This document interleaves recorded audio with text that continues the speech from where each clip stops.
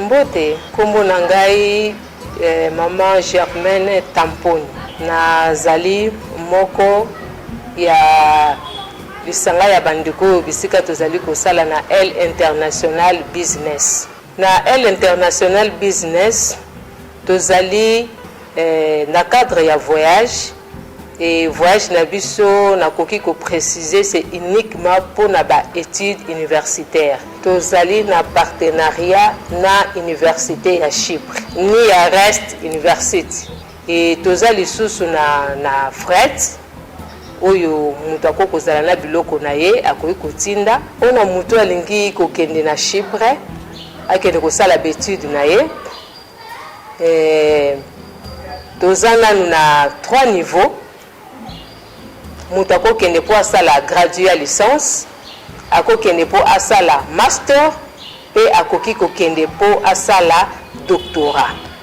Pona mutu oyo alingi akende ko sala gradué na ye na licence, ba condition biso tozali ko senga il faut mutu azala na diplôme d'état na ye, un vrai diplôme na biso ya Congo awa, azala na bulletin ya 5e, 6e, et ce qui diplôme ezate akozala na attestation de réussite. Et en plus de ça, à kozalana passeport valide.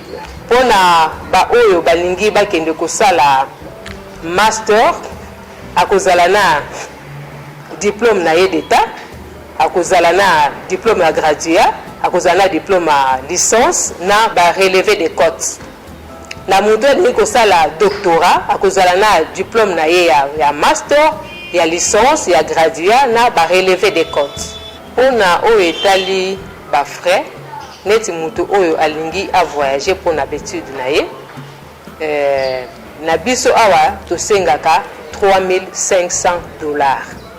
Na $3,500 to yebi ete mbongo eza pe passe. To sengaka liboso a compte ya $500. Na $500 wana po eko permettre biso to sala inscription na ye, to sala légalisation ya document, peut ça la traduction. Pour nous préciser, kuna na Chypre ba étude batangi sakabana na anglais. Donc il faut ba document peut la traduit en anglais. Et pour une autre précision, na koki koloba été tozali ko travailler directement avec l'université à Chypre. Tokendaka te na ba personne interposée. Donc nous travaillons directement avec l'université.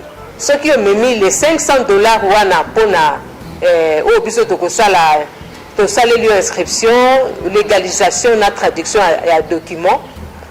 48 heures ou 72 heures après, bako zoni c'est la biso réponse pona koloba été mutu obino botindaki document obino botindaki aza déjà inscrit na kati ya université. Et toko benga yo oye otali réellement que université inscrire yo. Et après ça, nde oye komemela biso le 3000 qui reste. Na 3000 oye tikali. Biso toko tinda frais académiques ya 6 mois, toko tinda logement na yo na ba formalité mususu.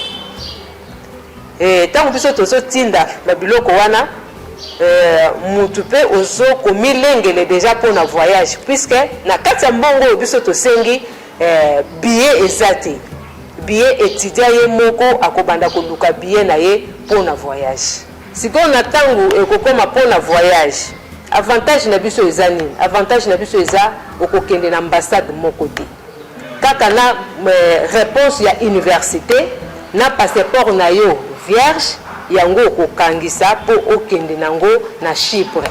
Et tango kokoma na Chypre, gouvernement ekotinda mutuka à partir à aéroport babeti ba visa na ba passeport. Et lokola tozali na période ya reconfinement bakozwa bino ba memi bino na hôtel de luxe. Kuna gouvernement ekozwa bino en charge. Bokotika na observation pendant 10 jours.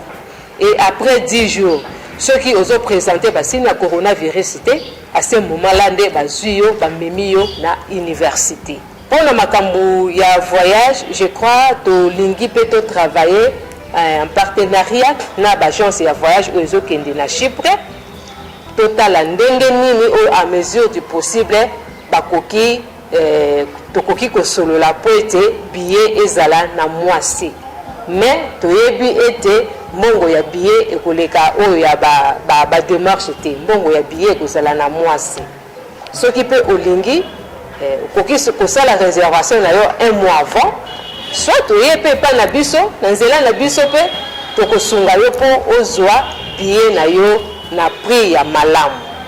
Soki okomi na université, avantage yo oza nango, oza nanu na 50% ya bourse na yo, transport kozala nango ya ofele ya une année, et kolia, je crois, mutu nyonso ya voyage, il faut zana argent de poche na yo pour permettre yo au vivre. Pour le moment, toza na avenue Lutunu, numéro 1, na Yolo Nord, Kapela. Soit bokoki ko benga biso na 089 74 39 615. Na koki ko zongela 089 74 39 615.